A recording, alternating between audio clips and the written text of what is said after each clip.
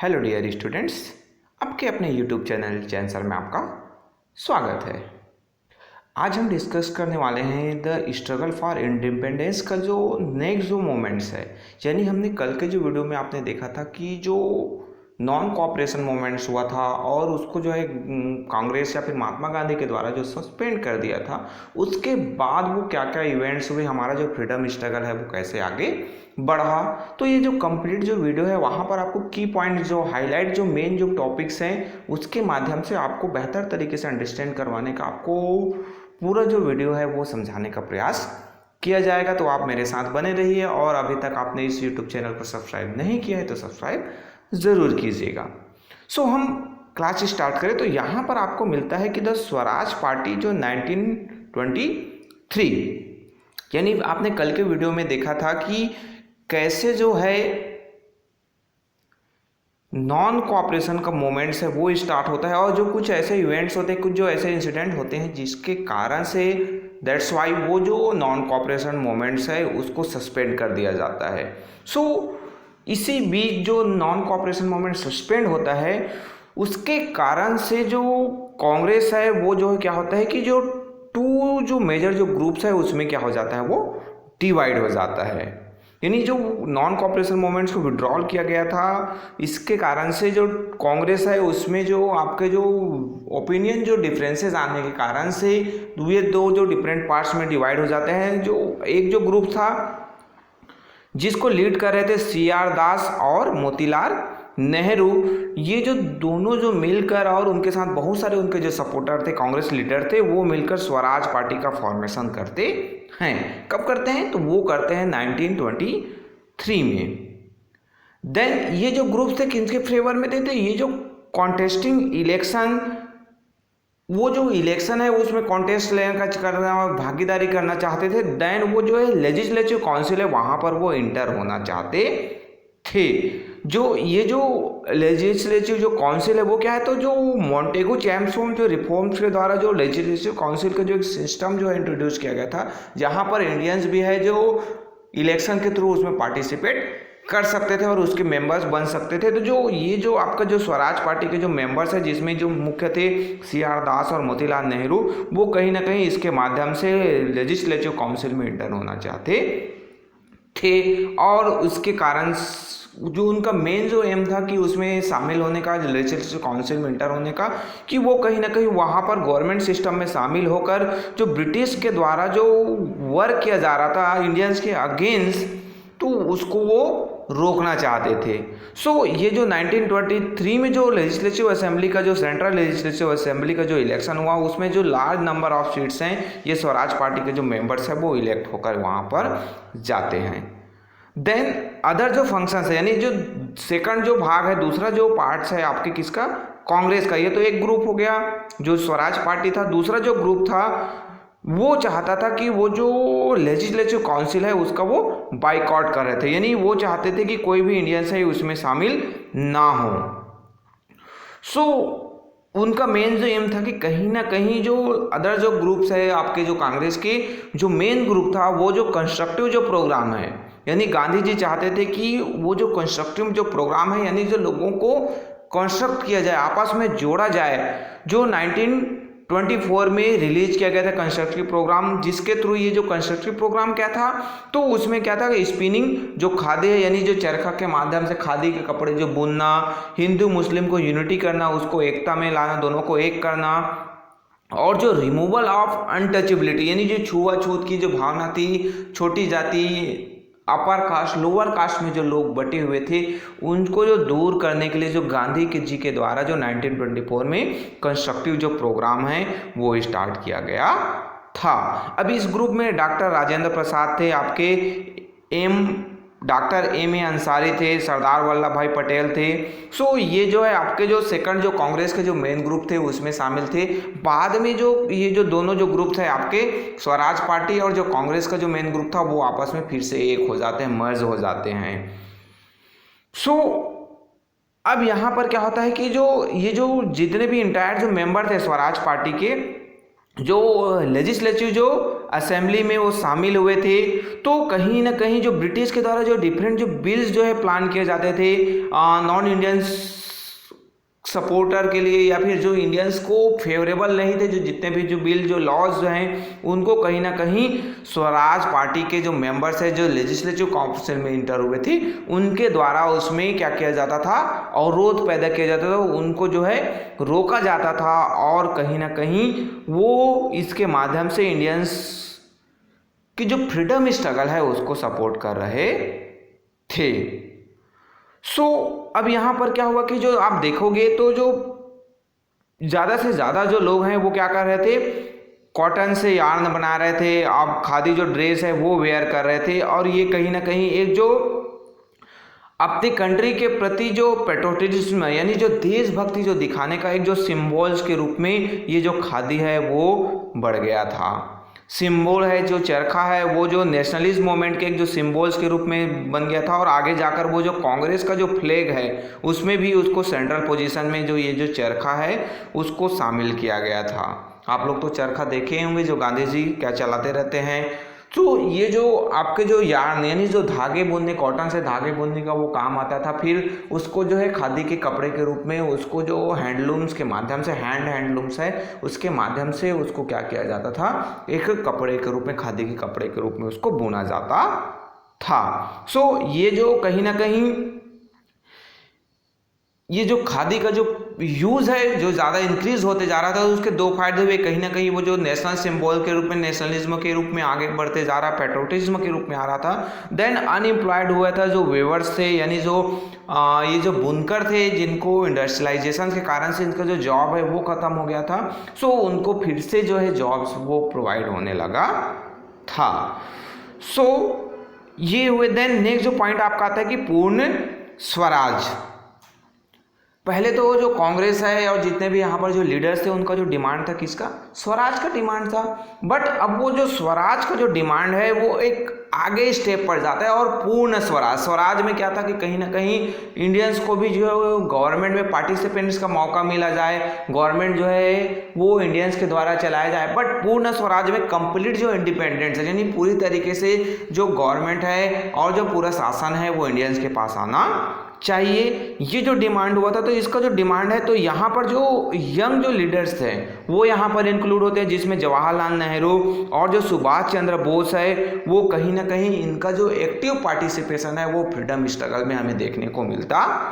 है। ये जो दोनों कहीं ना कहीं जो वेस्टर्न जो आइडियाज़ है, जिसमें जो आपके जो रशियन जो रिवोल्यूशन है 1917 में हुआ था, और वहाँ के जो सोशलिज्म थी, सोशलिज्म के बारे में आप लोग जानते हैं, पहले ही आपने फर्स्ट जो वो क्लास का जो वीडियो है वहाँ पर आपने देखा होगा कि जो सोशलिज्म मीन्स होता है कि जो डिफरेंट जो रिसोर्सेज हैं नेशंस के जो वेल्थ है उनमें सभी यहाँ के जो पीपल्स हैं उसके बीच इक्वल डिस्ट्रीब्यूशंस। उसके जो आइडियाज़ हैं उस पर वो क्या कर रहे थे, फॉलो कर रहे थे जो इक्वलिटी और जो डिस्ट्रीब्यूशन है रिसोर्स का उसको वो चाह रहे थे। तो जवाहरलाल नेहरू कौन थे, तो वो जो सन थे किसके, मोतीलाल नेहरू, जो है आपके कांग्रेस के जो मेन जो लीडर्स थे उसके जो सन थे जवाहरलाल नेहरू। वो इंग्लैंड गए थे, वहाँ पर पढ़ाई करके आए थे और वो गांधी जी से प्रभावित हुए थे, इन्फ्लुएंस हुए थे, और उसने फ्रीडम स्ट्रगल को ज्वाइन कर लिया। किसने, जवाहरलाल नेहरू ने। देन नेहरू को रियलाइज़ हुआ कि जो कहीं ना कहीं जो कॉमन पीपल्स हैं और उनके जो बेहतरी के लिए जो प्रयास किया जाए, उनके जो एफर्ट्स है, उनके जो कंडीशंस है उसको उनके पास रह के समझा जाए और उसको आगे बढ़ाने का प्रयास किया जाए। तो इसके लिए जो जवाहरलाल नेहरू है वो काम कर रहे थे। एक तरफ जो सुभाष चंद्र बोस के बारे में हम लोग जानते हैं कि जो सुभाष चंद्र बोस क्या थे, तो उनका जो जन्म है बॉर्न हुए थे 1897 को। देन वो भी जो हायर स्टडी के लिए इंग्लैंड चले गए और वहाँ पर जो इंडियन सिविल सर्विस जिसे ICS के रूप में जाना जाता है तो उस एग्ज़ाम में वो पार्टिसिपेट करते हैं, उसके लिए वो स्टडी के लिए वो इंग्लैंड जाए रहते हैं। देन फाइनली जो 1920 में वो ICS यानी इंडियन सिविल सर्विस जो एग्ज़ाम है उसमें अपियर होते हैं और वो क्वालिफाइड कर जाते हैं और ICS के लिए वो सेलेक्ट हो जाते हैं। यानी जो इंडियंस है उस समय ब्रिटिश के अंडर में जो कोई भी जो जॉब करते थे, ब्रिटिश के अंडर में कोई भी ऑफिसर्स बनना होता था, उनको ICS जो एग्ज़ाम है, जैसे अभी हमारे जो इंडियन जो एडमिनिस्ट्रेटिव सर्विस होता है, IAS जो एग्ज़ाम होता है, जो अधिकारी बनते हैं, तो वो IAS उस एग्ज़ाम के लिए क्वालिफाइड होना पड़ता है। तो उस समय जो ICS चलता था, इंडियन सिविल सर्विस जो एग्ज़ाम होता था, तो कोई भी जो इंडियंस है या फिर जो ब्रिटिश है उनको ये एग्ज़ाम पास आउट करना होता था। सो वो जो है 1920 में आपके क्या हो जाते हैं,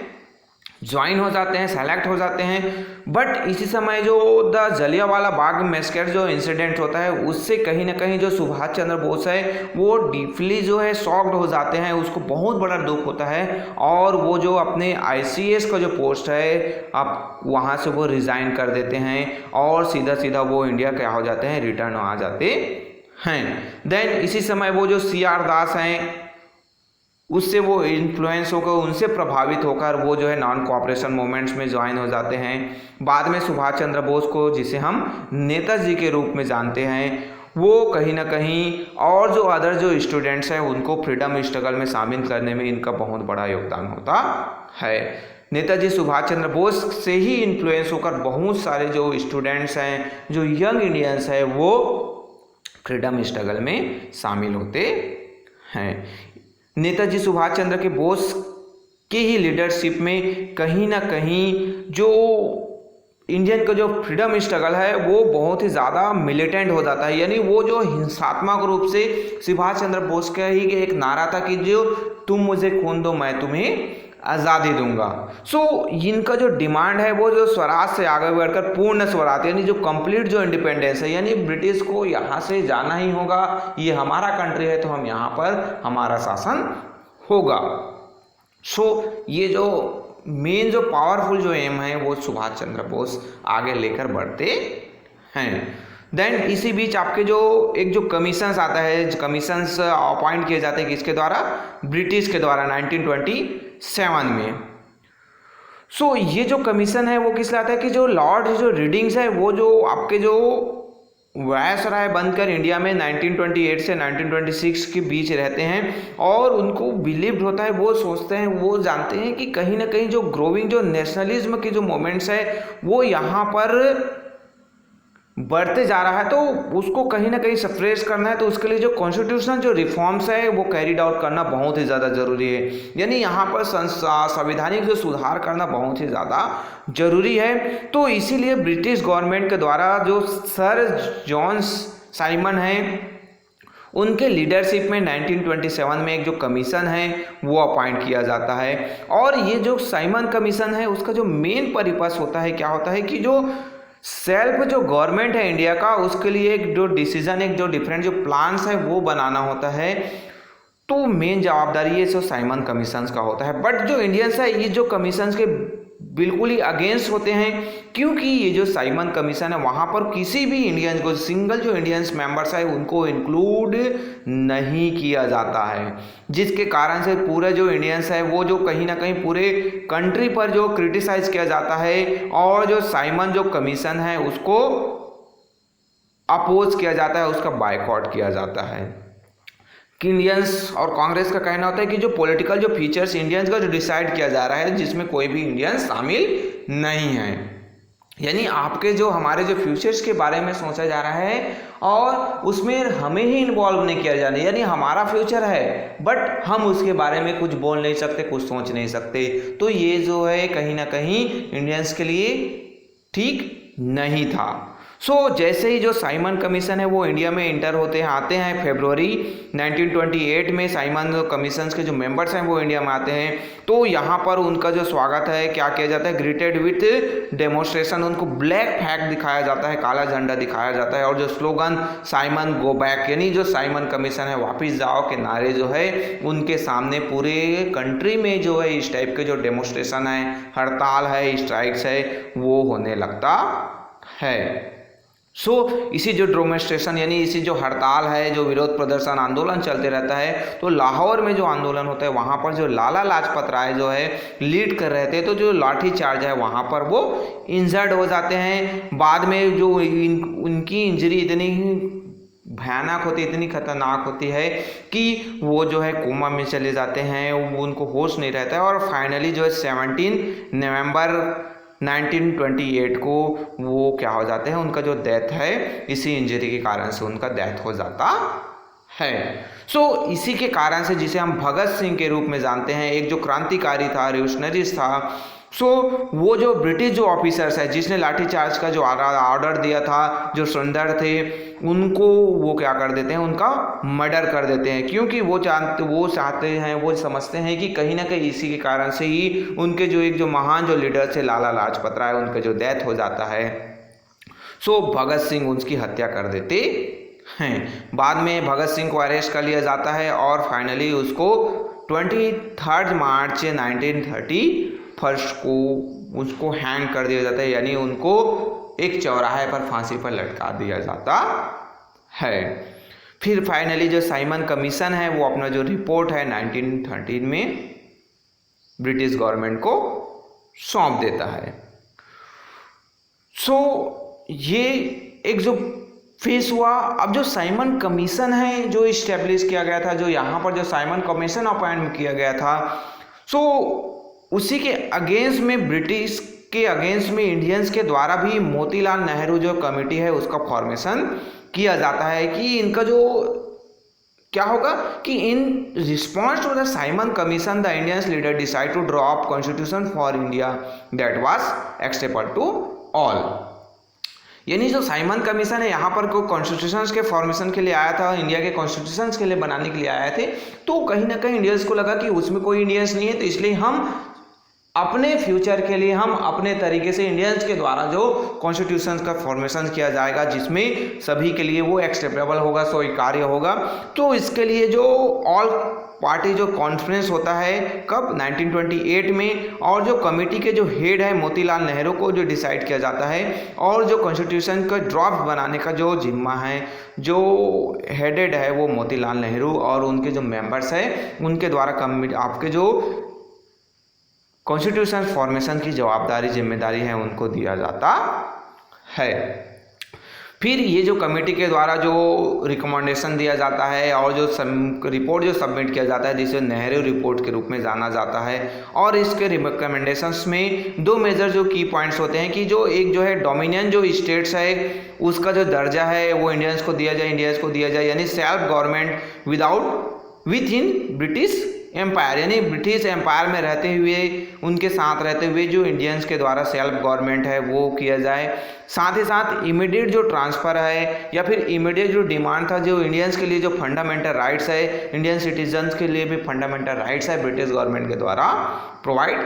किया जाए। ये जो दो मेजर जो डिमांड था उनको भी ब्रिटिश के द्वारा कभी पूरा नहीं किया गया। अभी इनका जो डिमांड है वो पूरा नहीं होने कारण से फिर से ये जो है 1929 में कांग्रेस जो है उनकी एनुअल जो सेशंस होता है, हर साल जो सेशन उनका जो सत्र लगता है, एक मीटिंग होती है, वहाँ पर वो मिलते हैं। कहाँ पर? लाहौर में। देन इसके जो प्रेसिडेंट होते हैं उस समय जवाहरलाल नेहरू होते हैं, उनके प्रेसिडेंट में कांग्रेस के द्वारा एक जो रेजोल्यूशन है वो अडॉप्ट किया जाता है जिसका जो डिक्लेयर पूर्ण स्वराज यानी जो कंप्लीट जो इंडिपेंडेंस है उसका जो मेन जो ऑब्जेक्ट है उसको वो क्या करते हैं, अडॉप्ट करते हैं। और इसी के बीच on 31 December 1929 the newly adopted tricolour flag was hosted. यानी ये जो कंप्लीट इंडिपेंडेंस की जो सोच लेकर ये आगे बढ़ते हैं और जो ट्राई कलर जो नया जो फ्लैग है, नया जो झंडा है जो इनके द्वारा अडॉप्ट किया जाता है, ट्राई कलर होता है, उनको वहाँ पर लाहौर का जो सेशन है वहाँ पर फहराया जाता है। और कहीं ना कहीं ये जो एक सिंबल था कि हमें पूर्ण सिंबॉलिक जो फ्लैग होस्टिंग किया जाता है कि हमें पूर्ण स्वराज अब चाहिए। अब इसके लिए ये जो कंप्लीट इंडिपेंडेंस के लिए उनके द्वारा जो एक प्रोग्राम स्टार्ट किया जाता है वो अडॉप्ट किया जाता है जो सिविल डिसोबेडेंस, यानी जो सविनय अवज्ञा, यानी जो अब कहीं ना कहीं हमें ब्रिटिश के द्वारा ब्रिटिश के पास एक रिक्वेस्ट करना है, जो एक अवज्ञा करना है, यानी उनके जो जितने भी आदेश हैं उसकी हमें अवहेलना करनी है, उनकी बातों को अब हमें नहीं मानना है। सो अब जो सिविल डिसोबीडियंस जो मोमेंट्स है वो स्टार्ट होता है, और वो कब से स्टार्ट होता है 1930, यानी जो दांडी मार्च है। अब ये जो दांडी मार्च क्या है, तो ये जो सिविल डिसोबीडियंस जो मोमेंट्स है वो दांडी मार्च स्टार्ट होने से वो जो होता है कब 1930 को, महात्मा गांधी और जो उसके जो डिफरेंट जो सपोर्टर्स हैं वो कहीं ना कहीं प्रोटेस्ट करते हैं किसके, अनजस्ट जो सॉल्ट लॉ होता है, यानी जो ब्रिटिश गवर्नमेंट के द्वारा इंडिया पर जो सॉल्ट लॉ जो है क्या किया जाता है, इम्पोज किया जाता है। अब ये आखिर ये सॉल्ट लॉ क्या चीज़ है, कानून, नमक कानून जिसे कहा जाता है। सो ये होता है कि जो the salt law that the British had the sole right to manufacture salt in India, यानी जो सॉल्ट बनाने का जो राइट्स है, अधिकार है, वो किनके पास था,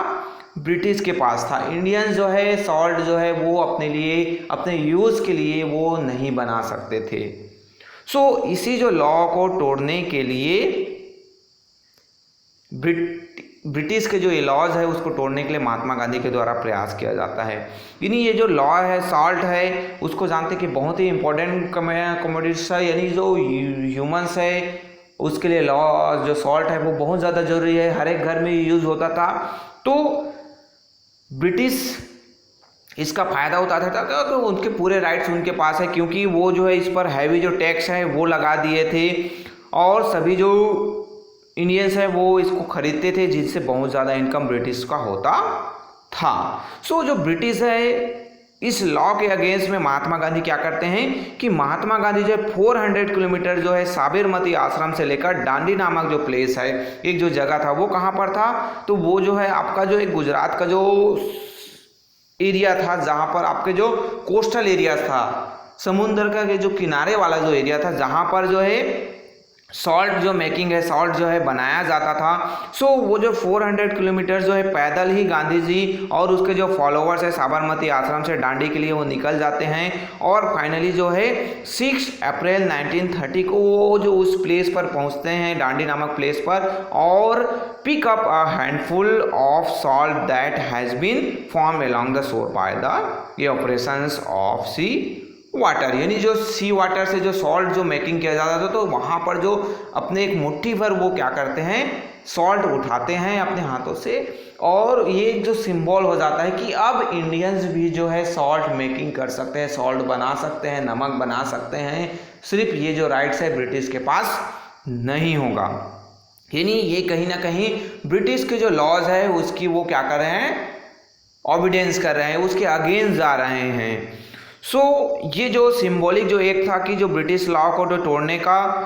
इसी प्रकार से जो अदर जो प्रेसिडेंसी से है वहाँ पर भी इस टाइप के जो सिविल ओबीडियंस का जो मोमेंट्स है वो स्टार्ट किया गया था सी राजा गोपालाचारी के द्वारा, जो आपके तिरुचिरापल्ली और से लेकर आपके वेदारण्यम तक भी इस टाइप के जो मोमेंट्स है वो हुए, यानी वहाँ पर भी इस टाइप के जो सॉल्ट लॉ है उसको ब्रेक किया गया।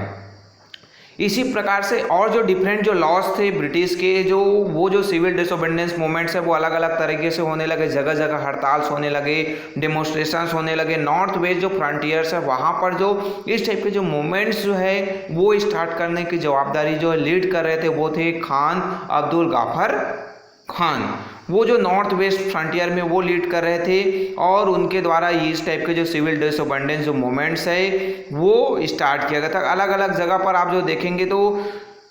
कई ऐसे एरियाज है जहाँ पर बहुत सारी जो महिलाएं हैं वो भी शामिल कर रहे थे। खान अब्दुल गाफर खान को जो नॉर्थ फ्रंटियर वहाँ पर उसको गांधी के रूप में जाना जाता था, यानी यहाँ पर आपको इमेज में दिखाई दे रहा है महात्मा गांधी, और जो फ्रंटियर गांधी के रूप में जाना जाता था जो खान अब्दुल गाफर खान है उसे। जो महात्मा गांधी को अरेस्ट कर लिया गया 4 मई 1930 को, यानी इसके द्वारा जो सिविल डिसोबीडियंस मूवमेंट लॉन्च किया गया था उनके द्वारा कारण से उनको अरेस्ट कर लिया गया। तो जो सरोजनी नायडू थे उनके द्वारा ये जो मोमेंट्स है जो सूरत है वहाँ पर धरना है उसको लीड किया गया। सरोजनी नायडू के बारे में यहाँ पर बताया गया है कि वो जो है पोएट और ऑथर थे, साथ ही साथ वो जो 1925 के जो कांग्रेस का जो एनुअल सेशन हुआ था वहाँ पर वो प्रेसिडेंट भी बनी थी।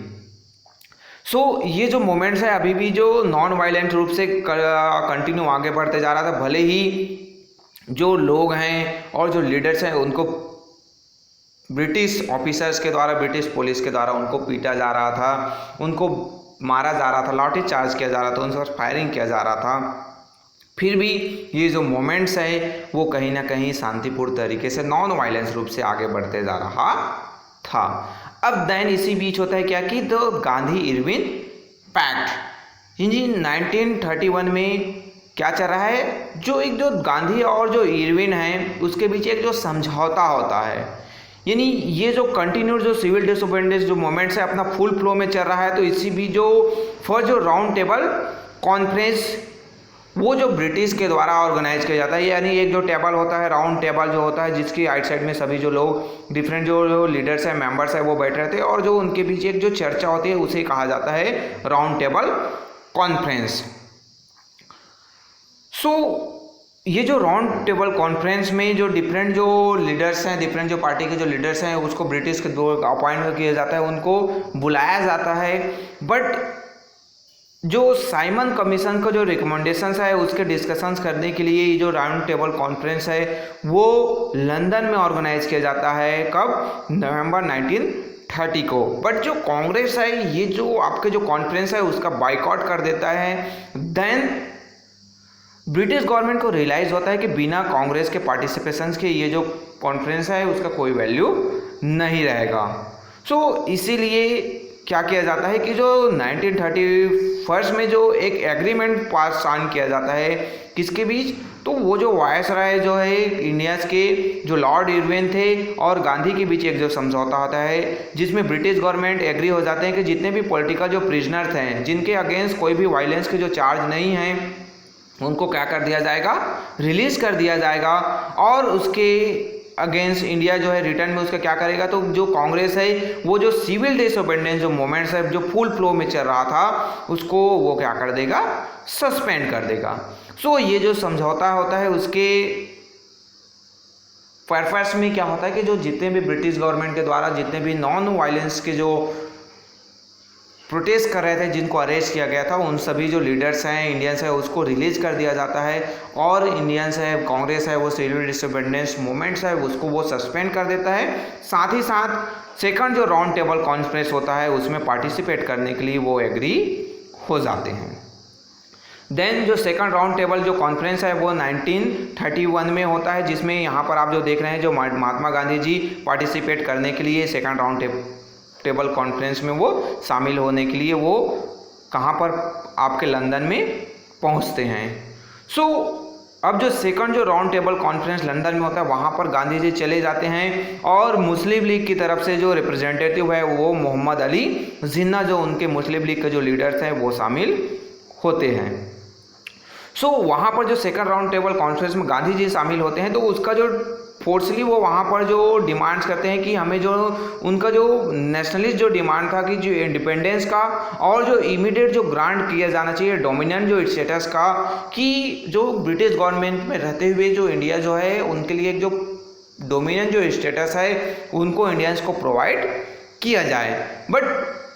ब्रिटिश ये जो डिमांड है ब्रिटिश गवर्नमेंट इस डिमांड को रिफ्यूज़ कर देते हैं और गांधी जी निराश होकर फिर वापस